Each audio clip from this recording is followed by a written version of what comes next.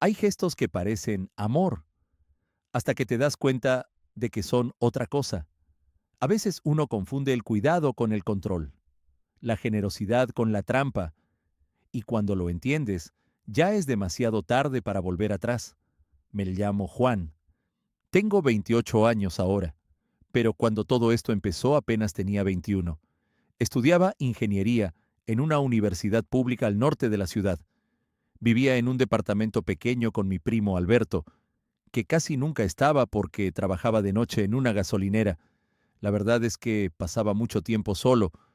Mis papás vivían lejos, en otro estado, y yo trataba de arreglármelas con lo poco que me mandaban cada mes y lo que ganaba dando clases particulares los fines de semana.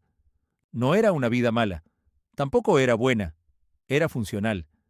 Me levantaba a las 6 de la mañana, tomaba el camión que paraba 3 cuadras abajo, llegaba a clases, salía al mediodía con el estómago vacío y el cuerpo cansado, y todos los días, sin falta, pasaba por la misma esquina donde una señora vendía comida. Tenía su mesita bajo una lona azul desteñida, 2 ollas grandes de aluminio y un comal lleno de sopes que olían a manteca y chile. El vapor que salía de esas ollas me acompañaba hasta la parada del autobús. Fue ahí donde la vi por primera vez. Mariana. Ella ayudaba a su mamá a servir los platos. Era delgada, de piel morena clara, con el cabello negro siempre recogido en una trenza que le caía sobre el hombro izquierdo. Tenía una forma de sonreír que no parecía forzada, como si realmente le gustara estar ahí, como si no le molestara pasar las tardes bajo el sol, sirviendo agua fresca y pasando tortillas calientes. Un día me atreví a hablarle. Le pregunté si siempre trabajaba con su mamá. Ella se rió y me dijo que sí, que desde los 14 años, que su papá se había ido cuando era niña y que su mamá la había sacado adelante sola vendiendo comida en esa misma esquina desde hacía casi 15 años. Hablaba de su madre con mucho respeto, casi con devoción. Decía que todo lo que tenía se lo debía a ella. Empezamos a platicar más seguido. Primero solo mientras yo comía. Después, cuando yo llegaba temprano y ella todavía estaba acomodando las sillas de plástico y llenando los termos con agua de Jamaica. Me contaba de la escuela nocturna donde estudiaba administración. Yo le contaba de mis clases, de lo difícil que era vivir solo sin mucho dinero, de lo mucho que extrañaba a mi familia. Ella me escuchaba con atención, como si realmente le importara. Un día la invité a salir. Aceptó sin pensarlo mucho. Fuimos al parque, caminamos hasta que se hizo de noche, nos tomamos un café en un puesto ambulante, y así, sin que ninguno de los dos lo planeara, nos hicimos novios. Todo era bonito al principio, secreto, pero bonito. Su mamá no sabía nada. Mariana me decía que era mejor así, que su mamá era protectora, demasiado protectora, que si se enteraba las cosas se iban a complicar, que mejor esperáramos un tiempo, que cuando ella viera que yo era serio, que tenía planes, que no era como los otros muchachos, entonces sí le diríamos. Yo acepté. Total, no era tan difícil. Nos veíamos a escondidas después de clases, nos mandábamos mensajes toda la noche, a veces hasta las 3 de la mañana. Yo me sentía acompañado por primera vez en mucho tiempo, y creo que ella también. Pero un día su mamá se enteró. No sé cómo. Tal vez alguien nos vio. Tal vez Mariana dejó su celular abierto y la señora leyó algo. El caso es que la señora Trinidad, así se llamaba, supo que su hija andaba conmigo.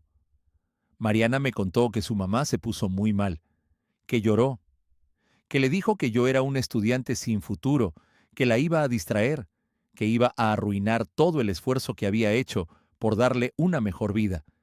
Pero Mariana se defendió. Le dijo que si no la dejaba verme, se iba a buscar trabajo en otro lado, que ya no le iba a ayudar con el puesto. La señora Trinidad no dijo nada más. Solo se quedó callada, con la mirada perdida, y luego siguió cocinando como si nada. Y ahí fue cuando empezó todo. Una mañana, entre clases, vi llegar a Mariana. Traía una bolsa de plástico en la mano. Estaba sonriendo de una forma que hacía tiempo no veía.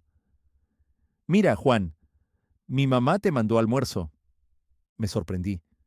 La señora Trinidad apenas me saludaba cuando yo pasaba por el puesto. Me miraba de reojo con una expresión que no sabría describir. No era odio, era desconfianza, como si yo fuera alguien que no merecía estar cerca de su hija.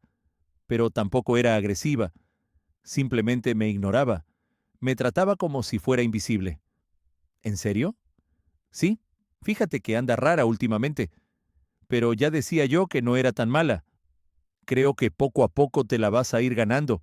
A lo mejor solo necesitaba tiempo para aceptarlo. Abrí la bolsa. Dentro había un recipiente de plástico rojo con tapa transparente, arroz blanco, guisado de res con papas, frijoles refritos. Olía bien. Olía a comida hecha con tiempo, con cuidado. Me lo comí todo. Tenía hambre y la verdad estaba rico. Ese día me sentí un poco menos solo. Pensé que tal vez las cosas iban a estar bien, que la señora Trinidad estaba dando el primer paso.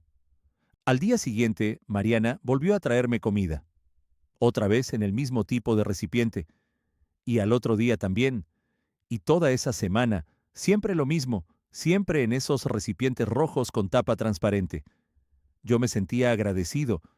Pensaba que tal vez la señora Trinidad estaba tratando de aceptarme a su manera, que no sabía cómo decirlo con palabras, pero que lo decía con comida. Así son muchas madres, pensé. Así era la mía también. Cuando no tenían palabras, cocinaban. Pasaron 3 semanas, y entonces empecé a sentirme mal. Al principio eran solo molestias pequeñas, una inflamación en la boca del estómago que aparecía después de comer, náuseas ocasionales que atribuí al estrés. Pensé que era cansancio. Tenía exámenes finales, dormía poco, comía a deshoras, estudiaba hasta tarde en la biblioteca. Era normal sentirse mal en época de exámenes, me decía, pero después empeoró. Los dolores se volvieron más intensos. Ya no eran solo molestias, eran punzadas agudas que me despertaban en la madrugada. Empecé a sudar frío por las noches. Mi primo me preguntaba si estaba bien. Yo le decía que sí, que solo era estrés, que ya se me iba a pasar. Una mañana desperté con un dolor agudo en la espalda baja, justo donde están los riñones, como si alguien me estuviera apretando por dentro con las manos. Traté de levantarme y no pude. Me quedé ahí tirado en el colchón, respirando despacio, tratando de controlar el dolor, y luego vomité. Era amarillo, espeso, con un sabor metálico horrible que se me quedó pegado en la garganta. Le marqué a mi mamá. Ella se asustó mucho. Me dijo que iba para allá. Llegó al día siguiente en un autobús que tardó 6 horas y me llevó directo al hospital. Los doctores me hicieron estudios, análisis de sangre, de orina, ultrasonidos. Me quedé internado 2 días en una cama angosta que olía a cloro. Las enfermeras entraban cada 4 horas a revisarme la presión y a ponerme suero. Yo veía el líquido transparente caer gota a gota por el tubo conectado a mi brazo y pensaba en cuánto iba a costar todo eso. Pensaba en mi mamá sentada en la sala de espera, sin dormir, esperando noticias. Cuando me dieron los resultados, el médico me miró con una expresión que no me gustó. Era una mezcla de preocupación y confusión. Tienes daño hepático, también en los riñones. No es grave todavía, pero está avanzando. Los valores están alterados de una forma que no es común en alguien de tu edad. ¿Qué lo causó? Él negó con la cabeza lentamente, como si él mismo no estuviera seguro. No lo sabemos con certeza. Puede ser viral, puede ser una intoxicación, puede ser algo genético que recién se activó. Pero necesitamos hacerte más pruebas. Resonancias, biopsias, análisis más específicos. Y eso cuesta. Mi mamá estaba parada junto a la cama. Vi cómo se le llenaron los ojos de lágrimas y cómo se las limpió rápido con el dorso de la mano, como si no quisiera que yo la viera llorar. ¿Cuánto? El médico le dijo una cifra. Era imposible. Ni mi mamá ni yo teníamos ese dinero. Yo no tenía seguro médico. Nadie en mi familia lo tenía. Así que me dieron unos antibióticos, unos analgésicos y me mandaron a casa con la recomendación de descansar, tomar mucha agua y volver si empeoraba. Pero no me dijeron qué hacer si no tenía dinero para volver. Los siguientes días fueron horribles. Me la pasaba en cama, sudando, con escalofríos que me hacían temblar aunque estuviera tapado con 2 cobijas. Mi piel se puso gris. Perdí peso, dejé de ir a clases, dejé de salir. Mi primo me traía agua y galletas saladas, que era lo único que podía comer sin vomitar. Mi mamá lloraba en la cocina pensando que yo no la escuchaba. La oía hablar por teléfono con mi papá, diciéndole que no sabía qué hacer, que yo me estaba poniendo muy mal. Mariana me escribía todos los días. Me decía que me extrañaba, que su mamá no la dejaba ir a verme, que le había dicho que esas enfermedades a veces son contagiosas y que era mejor mantener distancia hasta que supieran qué era. Yo solo quería verla una vez más. Sentía que me estaba muriendo y quería verla. Un día, mientras revisaba mi celular con las manos temblorosas, vi una notificación de Facebook. Era un mensaje de alguien que no conocía. Una chica llamada Lucía. Hola, sé que no me conoces, pero vi que andas con Mariana. Necesito hablar contigo. Es importante. Le contesté porque no tenía nada que perder. Me dijo que había salido con un amigo suyo hace 2 años, que ese amigo también se enfermó, que los doctores nunca supieron qué tenía, que adelgazó mucho, que vomitaba, que tenía dolores en el estómago y en los riñones. Y él también comía lo que la señora Trinidad le mandaba. Sentí un frío en el pecho, pero no quise creerlo. No podía creerlo. Era demasiado. Le pregunté más detalles. Le pregunté si su amigo había ido al doctor, qué le habían dicho, si tenía pruebas de algo. Ella me dijo que no, que solo sabía que él se alejó, que dejó de comer esa comida y que poco a poco se recuperó, pero que nunca volvió a ser el mismo, que siempre tuvo miedo de que algo más le pasara. Cerré el chat. Me quedé mirando el techo de mi cuarto. Trataba de encontrarle sentido a todo, trataba de armar las piezas, pero no quería que encajaran, porque si encajaban, significaba que la señora Trinidad me estaba envenenando, y eso era imposible.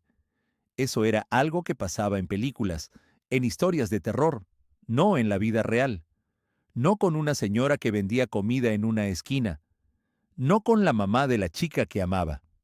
Traté de buscar otras explicaciones. Tal vez era una enfermedad que se contagiaba por comer en puestos callejeros. Tal vez había algo en el agua que usaban para cocinar. Tal vez era solo una coincidencia terrible.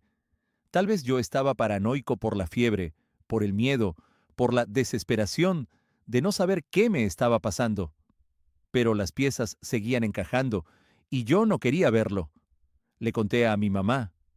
Ella al principio no me creyó. Pensó que estaba delirando. Pero cuando le mostré el mensaje de Lucía, su expresión cambió. Se quedó callada un rato largo. Luego me dijo algo que nunca olvidaré. Juan, si eso es cierto, necesitas alejarte. Ahora. No tengo pruebas, mamá. Solo un mensaje de una desconocida y mi sospecha. Nadie va a creerme. Y si acuso a esa señora sin pruebas, voy a quedar como un loco. Voy a perder a Mariana. Mi mamá me miró con una tristeza que me partió el alma. Entonces aléjate de esa muchacha. Aléjate de esa familia. Y reza para que tu cuerpo aguante. Pero yo no podía alejarme de Mariana. La amaba. Y una parte de mí todavía no quería creer que su madre fuera capaz de algo así. Pasaron 2 semanas más. Dejé de comer lo que la señora me mandaba. Inventé excusas. Le decía a Mariana que ya no tenía hambre entre clases, que prefería comer en casa, que mi mamá me estaba preparando comida especial para la dieta que me había recomendado el doctor. Y lentamente, muy lentamente, empecé a sentirme mejor. El dolor en los riñones disminuyó. Dejé de vomitar. La piel recuperó un poco de color. No era una recuperación milagrosa, pero era algo. Era suficiente para confirmar lo que no quería aceptar. Pero todavía tenía dudas. Todavía me decía que tal vez era otra cosa, que tal vez solo necesitaba dejar de comer en la calle, que tal vez mi cuerpo simplemente estaba reaccionando al estrés y a la mala alimentación. Necesitaba estar seguro, o al menos necesitaba que Mariana supiera que algo no estaba bien. Una tarde, cuando ya me sentía con fuerzas para caminar, fui a buscarla. Necesitaba hablar con ella.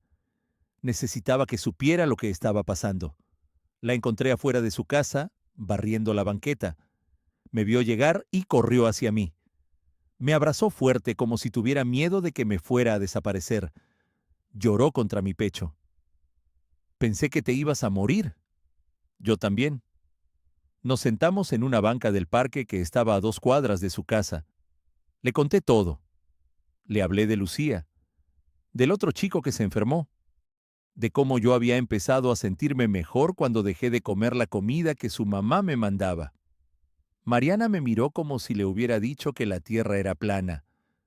Juan, mi mamá no haría eso. Ella no es así. Mariana, escúchame. No quiero creerlo tampoco. Pero no es coincidencia. Yo empecé a pronto a enfermarme justo cuando ella empezó a mandarme comida, y me empecé a sentir mejor cuando dejé de comerla. Pero era comida normal. Yo también comía de lo mismo. Me quedé callado. Pensé en eso. Era verdad. Si la señora Trinidad estaba poniendo algo en mi comida, entonces Mariana no podía estar comiendo de lo mismo. ¿Tú comías del mismo recipiente que me mandaba? Ella se quedó callada. Vi cómo su rostro cambiaba. Vi cómo empezaba a dudar. No, ella siempre me servía en otro plato. Decía que esos recipientes eran para llevar, que era más práctico así. Le pedí que hablara con su mamá, que le preguntara, que investigara. No le pedí que la acusara, solo le pedí que preguntara, que tratara de entender qué estaba pasando. Mariana me dijo que lo haría, pero me pidió tiempo. Me dijo que necesitaba procesarlo, que no podía simplemente llegar y acusar a su mamá de algo así sin estar segura, que necesitaba pensar. Esperé 3 días, 5 días, una semana. Mariana me escribía, pero ya no era lo mismo. Sus mensajes eran cortos, evasivos. Yo sabía que estaba confundida. Yo también lo estaba. Y entonces tomé una decisión de la que me arrepentiría el resto de mi vida. Si Mariana no iba a enfrentar a su mamá, yo lo haría por ella. Pero no de frente, porque sabía que eso no iba a funcionar. La señora Trinidad me iba a negar todo, y Mariana iba a creerle a ella, no a mí. Así que empecé a plantar dudas. Le dije a Mariana que había encontrado un foro en Internet donde otras personas hablaban de madres controladoras que enfermaban a los novios de sus hijas. Le mandé capturas de pantalla. Eran reales, historias de otras personas. No mencionaban a la señora Trinidad, pero eran lo suficientemente parecidas. Mariana las leyó. No dijo nada, pero sé que se quedó pensando. Le dije que había hablado con un conocido que estudiaba medicina, que me había dicho que mi tipo de intoxicación solo se daba por exposición repetida a sustancias tóxicas en dosis pequeñas. Era mentira. Yo no había hablado con nadie, pero sonaba creíble, y necesitaba que sonara creíble. Mariana empezó a dudar, empezó a hacer preguntas, empezó a ver cosas que antes no veía. Le pregunté si su mamá guardaba cosas raras en la casa, productos de limpieza, químicos, cosas que no fueran comida. Mariana me dijo que sí, que había un gabinete en la cocina donde su mamá guardaba cosas para el negocio, que nunca lo abría, que le había dicho que ahí guardaba desinfectantes y cosas para limpiar las ollas. ¿Nunca te ha parecido raro? No, es solo limpieza. Todas las que venden comida en la calle tienen esas cosas. ¿Y si no es solo eso? Poco a poco, sin darme cuenta de lo que estaba haciendo, fui convenciendo a Mariana de que su madre era peligrosa. Fui creando una historia en su cabeza. Una historia que tal vez era cierta, o tal vez no. Yo ya no sabía. Una noche Mariana revisó el gabinete. Me mandó una foto por mensaje. Había botellas, muchas botellas, frascos con etiquetas que yo no reconocí, sustancias en polvo, líquidos transparentes. Nada obviamente peligroso, nada ilegal, pero eran muchas, demasiadas, y algunas no parecían productos de limpieza comunes. Le dije a Mariana que tenía que confrontar a su mamá, que tenía que preguntarle qué eran esas cosas, que tenía que exigir una explicación. Ella lo hizo. Y la señora Trinidad se puso furiosa, le gritó, le dijo que era una desagradecida, que después de todo lo que había hecho por ella, ahora la estaba acusando de ser una criminal, que yo la había envenenado contra ella, que yo era el problema, que yo le estaba metiendo ideas en la cabeza. Mariana lloró, pero no se echó para atrás. Le preguntó otra vez. Le exigió que le dijera la verdad. Mamá, ¿qué le pusiste a la comida de Juan? La señora Trinidad no respondió. Solo se quedó mirándola con los ojos llenos de lágrimas, y luego se encerró en su cuarto. No salió en 2 días. Esa fue la última conversación real que tuvieron en semanas. Mariana dejó de ayudarle en el negocio, dejó de hablarle, empacó sus cosas y se fue a vivir conmigo y con mi primo. La señora Trinidad cerró el puesto poco después. Dicen que se enfermó, que adelgazó mucho, que ya no salía de su casa, que pasaba los días encerrada, llorando. Yo me sentí victorioso. Había ganado. Mariana estaba conmigo, lejos de su madre, a salvo, pero también me sentía culpable, porque no sabía si realmente había hecho lo correcto. No sabía si la señora Trinidad me había envenenado o si yo había armado una historia en mi cabeza. No tenía pruebas, solo tenía coincidencias, sospechas, miedo. ¿Y si me equivoqué? ¿Y si solo era una madre preocupada que trataba de cuidar a su hija de la única forma que sabía?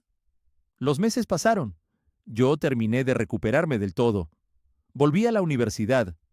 Mariana consiguió trabajo en una tienda de ropa. Vivíamos juntos en mi departamento. Todo parecía estar bien. Mejor que bien, incluso. Por primera vez en mucho tiempo, éramos felices. Mariana cocinaba para mí. Me esperaba cuando yo llegaba de clases. Veíamos películas juntos en las noches. Nos quedábamos despiertos hasta tarde hablando de nuestros planes. Ella quería terminar su carrera. Yo quería conseguir un buen trabajo cuando me graduara. Hablábamos de irnos a vivir a otro estado, de empezar de nuevo, lejos de todo. Yo pensaba que finalmente habíamos dejado todo atrás, que podíamos ser felices sin el peso de su madre entre nosotros. Pero había algo que no encajaba, algo pequeño que al principio no noté. Mariana siempre usaba los mismos recipientes para guardar la comida que me llevaba a la universidad, recipientes de plástico rojo con tapa transparente, los mismos que su madre usaba. Le pregunté por qué siempre usaba esos. Son los que tenía mi mamá. Los compró por mayoreo hace años. Me los traje cuando me vine. Tenemos muchos todavía. Me quedé callado. No dije nada, pero algo dentro de mí se sintió incómodo. Una noche, mientras Mariana dormía, tomé su celular de la mesa de noche. No sé por qué lo hice. Tal vez porque tenía miedo.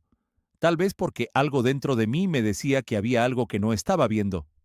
Tal vez porque nunca había dejado de dudar. Revisé sus mensajes, sus fotos, sus contactos, y encontré una carpeta oculta en la galería. Mensajes archivados, conversaciones viejas con su mamá, de hace meses, de antes de que yo me enfermara. Abrí la conversación y empecé a leer. Mamá, ya sé qué hacer.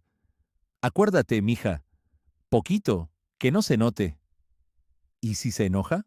No se va a enojar, va a necesitar que lo cuides. No sé si pueda. Tú puedes, ya lo hicimos antes, ya sabes cómo. Seguí leyendo. Había más mensajes, fechas, instrucciones cortas, nada explícito, nada que dijera claramente vamos a envenenarlo, pero estaba ahí. La coordinación, el plan, las palabras elegidas con cuidado, o al menos eso me pareció, porque también podía ser otra cosa. Podían estar hablando de otra cosa, de cualquier cosa, del negocio, de cómo manejar la relación, de cómo hacer que yo me quedara, de cómo hacer que me enamorara más de ella. No lo sé. Nunca lo sabré. Guardé el celular donde estaba, me acosté, cerré los ojos, pero no pude dormir. Me quedé ahí, mirando el techo, tratando de entender qué era real y qué no. Al día siguiente, Mariana me preparó el desayuno: huevos revueltos con jamón, pan tostado, café, Lo puso todo en un recipiente rojo. Me lo entregó con una sonrisa mientras yo me ponía los zapatos para salir. Ten, amor, para que comas algo en el camino. Yo lo tomé. Lo miré. Ella me miraba a mí. Sus ojos eran los mismos de siempre. Claros, transparentes, sin ninguna señal de nada malo. ¿No vas a comer? No podía irme, porque si me iba, ella podía decir que yo la había manipulado, que había destruido la relación con su mamá, que le había hecho creer cosas horribles de una mujer inocente. Y tendría razón, porque yo había hecho eso. Yo había plantado esas dudas. Yo había construido esa historia. Yo había roto esa familia. Y ahora estaba atrapado. O tal vez no. Tal vez todo había sido real desde el principio. Tal vez la señora Trinidad sí me había envenenado. Tal vez Mariana sí estaba involucrada. Tal vez los mensajes decían exactamente lo que yo creía que decían. O tal vez no. Abrí el recipiente. El olor era el mismo de siempre. Huevos, jamón, mantequilla. Mariana seguía sonriendo. ¿Está rico? Yo asentí, y empecé a comer. A veces uno piensa que está salvándose, que está tomando el control, que está protegiendo lo que ama, pero la verdad es otra. La verdad es que nunca tuve el control, y tal vez nunca lo tuve.